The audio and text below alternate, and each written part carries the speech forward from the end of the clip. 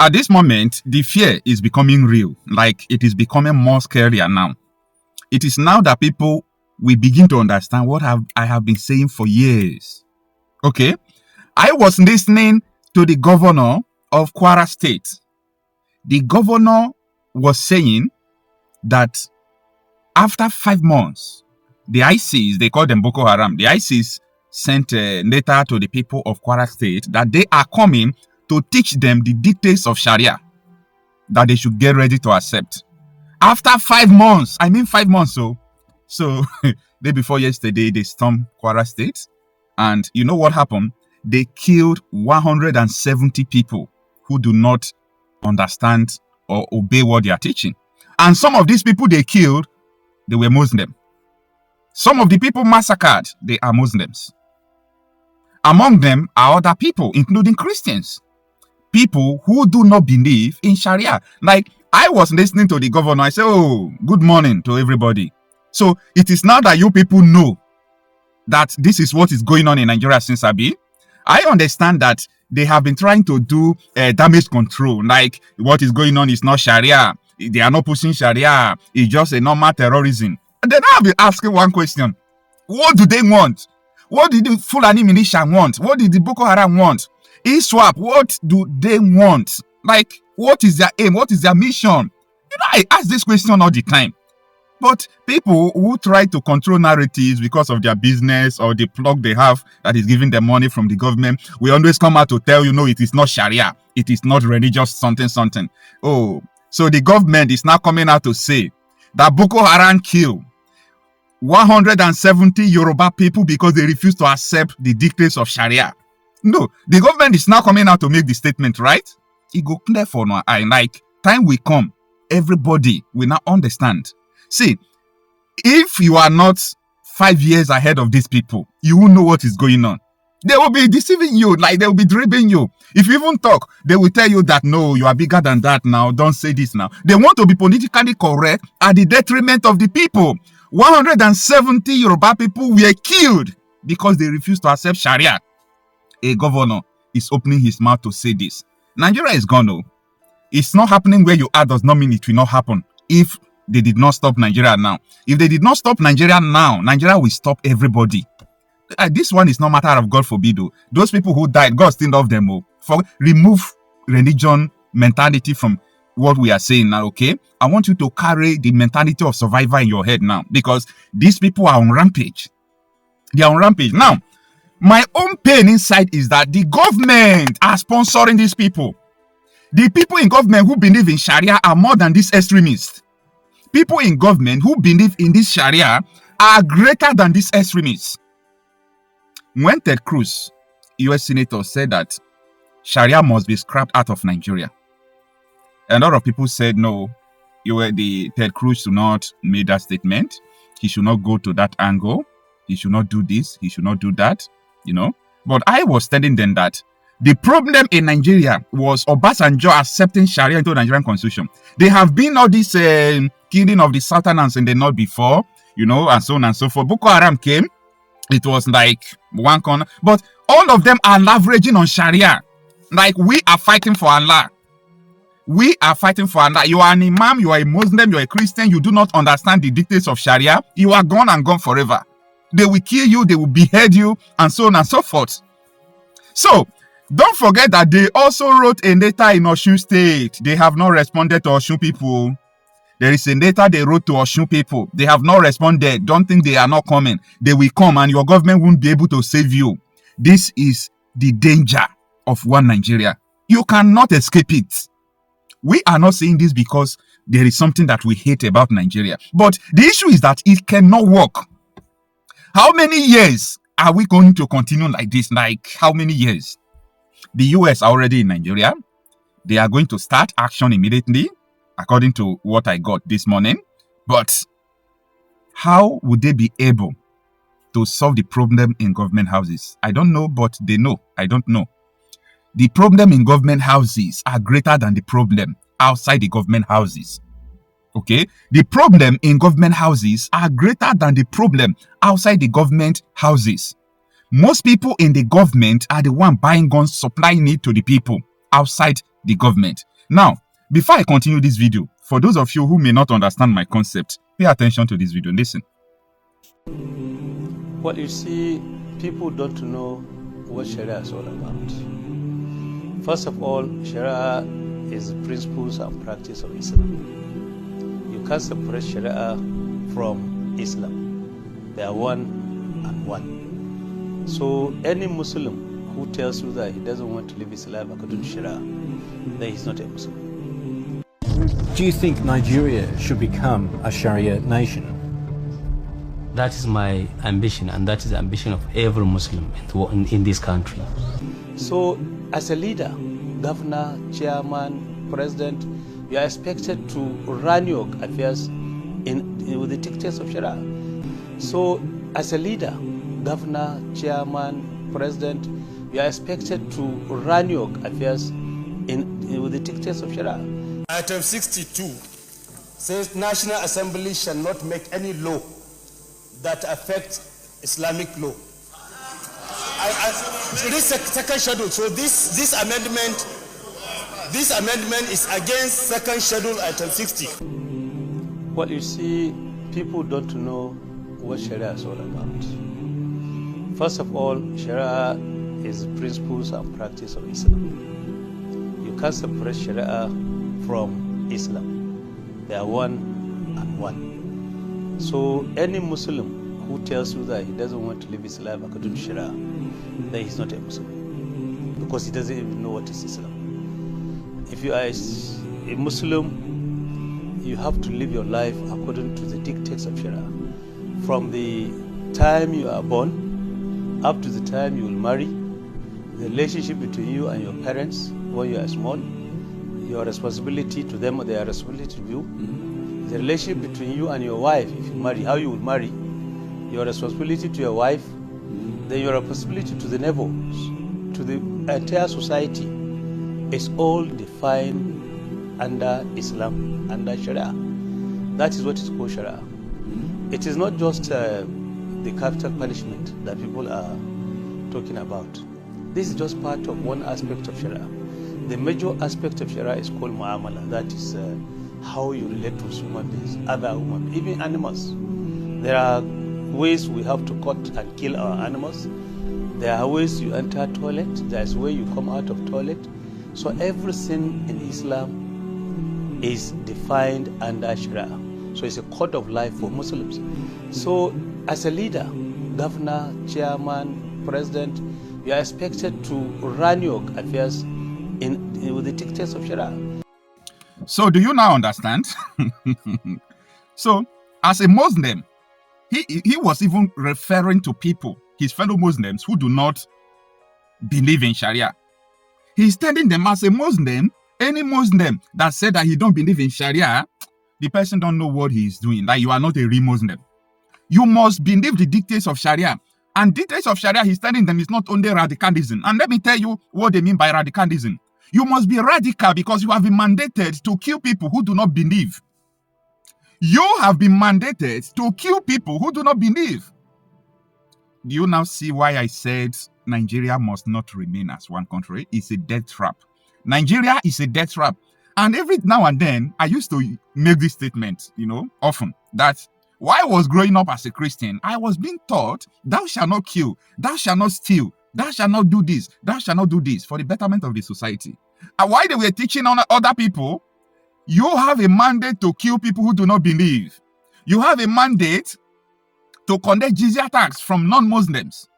And look at, the most funny thing is that the ISIS Bokøharam people who stormed Kwara State day before yesterday, they did not come to even ask for jizya tax. It is Fulani militia that are always asking for jizya tax. Okay? These people just come. Because they wrote later 5 months ago, they expected that these people must have been converted, be waiting for them, believing in Sharia. So what they met is not what they prepared for. What do? They started cutting off their heads, killing them. In this 2026, Nigeria, guys, continue to believe in your Nigeria. This is not what anybody with a normal sense will opt for in this 2026. Nobody will fold his or her hand and opt for this country. Now, the funny part of this thing is that DSS cannot tell us that they don't know the people who carry out the attack. I want you to pay attention. Pay attention. The military cannot tell us that they don't know people who carry out this attack. Now, in the same Kwara state, the military captured 4 people who were given AK-47 by Rebadu's office. These people are not police, they are not soldiers, bloody Meetiana people. They were given AK-47. Army captured them, they swept the case under the carpet. Who gave National Security Advisor Rebadu order to even possess AK-47? Talk less of to give people AK-47. So, you see, you people have to emancipate yourself from this mentality. Emancipate yourself. This is how we were.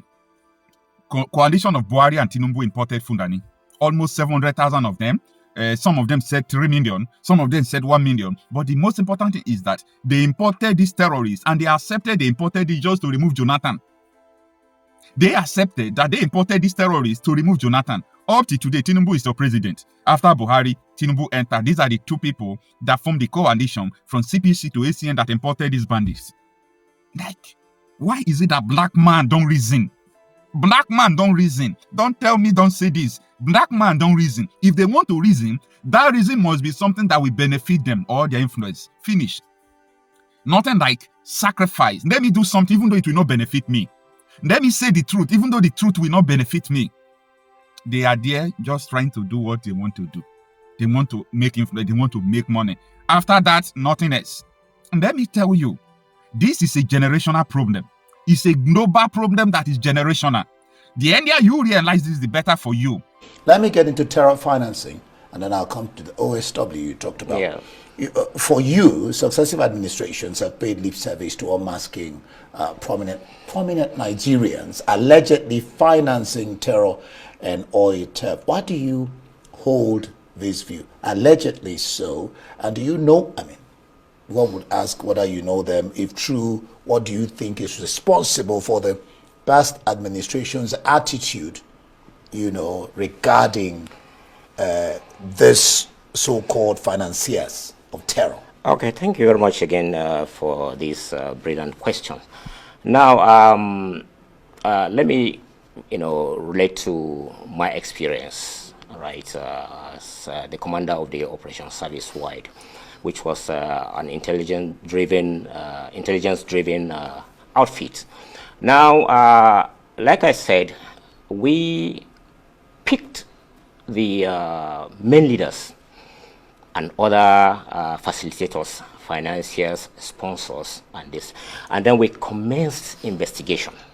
By picked, you mean you arrested? Arrested, captured, arrest. Now we picked them. That is, it was a collaborative effort. Those elements that I mentioned, and investigation was ongoing, and the investigation team was made up of representatives from the Department of State Services, from the Defense Intelligence Agency, from the military police, that's the army aspect of it, from the NFIU, the investigation, and it revealed so much. And like I earlier said, right, certain intelligence was shared. We were collaborating with about 33 countries in Europe, Western Europe, Asia, and other distant were collaborating with us and distant. Now, in the course of the investigation,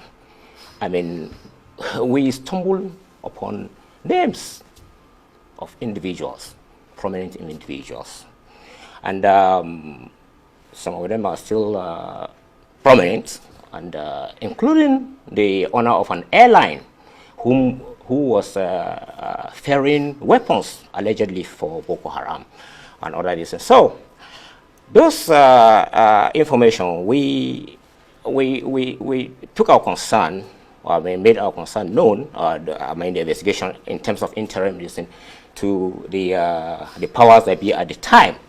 And some of those people were linked to even cabinet ministers. Some of the people were even arrested. Some of the people who were investigating were linked to them. Were linked to senior military retired now of generals and the rest, linked to many prominent distant.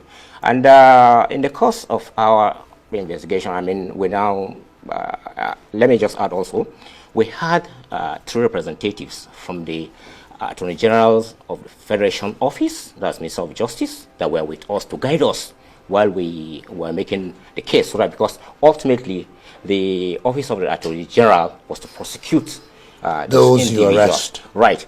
Now, but as the thing progressed, I mean, we started noticing some kind of how should I put it? We noticed some kind of hesitation.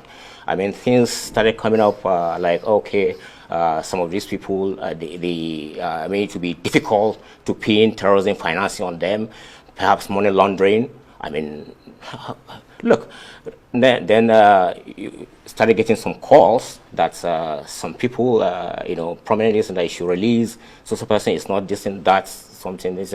As the commander, I made my concern known to the president, late President Muhammad Buhari. I made it when I said, so this, and I recall on one occasion, he stood up, very angry. He said, General, I appointed you as the commander of Operation Service Wide. You report to me and to me alone. That was his exact words to me. General Muhammad Buhari, a great man. I mean, of course, he had his shortcomings. I was very angry when the whole thing happened, and I mean, he didn't even raise a finger to this thing. But I later came to realize, you know, that perhaps he was misled. You say Tahiru devised a strategy, the late Chief of Army Staff, yes, to end terrorism in the north. Fill us in on this strategy. Is it being implemented now? I don't know whether that strategy is implemented. Before delving into that, let me just say that the military and other security agencies are doing fantastic work. They're doing their best. They have challenges. Perhaps I'll come to that later. I mean, they listen, but they are doing their best, and they have a lot of challenges. Now, the strategy is nothing fantastic to say. I mean, it was just sincerity. Now, we had the OSW, which was on, right? It's set up in 2020. You actually headed the OSW, yes, and the mandate was to dismantle the terrorism financing network absolutely, in order to fight against terrorism and insurgency. Will it be correct to say that you could not achieve that mandate? No, we achieved. Or that you failed? No, we achieved. Because we achieved to an extent. Because we arrested the leadership of the Bokøharam, just like I said, the leader. I don't want to mention his name because I'm not too sure, but I understand, I heard from the grapevine that he was released along with the 5 key guys. And that leader of Bokøharam, just like I said, the United Arab Emirates shared that intelligence with us. I know, with all this. And he was the one who even recruited the 6 individuals.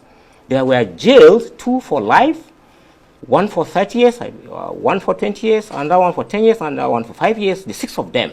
He was the recruiter of this thing.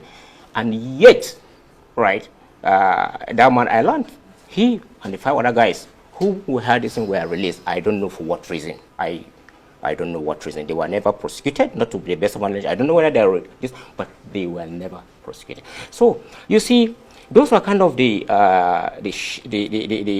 fear, if I may use that term or word, the fear that one has over what has happened right now in terms of the arrest of those leadership. We hope that the thing we see will come to fruition. Yes. You had written to the president concerning your arrest, detention, and compulsory retirement over what an investigation task force you headed unearthed. Tell us more about that. Yeah, like I was arrested on the 18th of October 2021 and detained for 64 days under terrible condition, stripped of all my dignity. I mean, stripped, you know, a general being my headgear removed by a soldier, my boots, I was left barefooted, and in a cell. I mean, it was a terrible situation. And then on 21st of December 2021, they came to release me and they handed over my letter of compulsory retirement. And I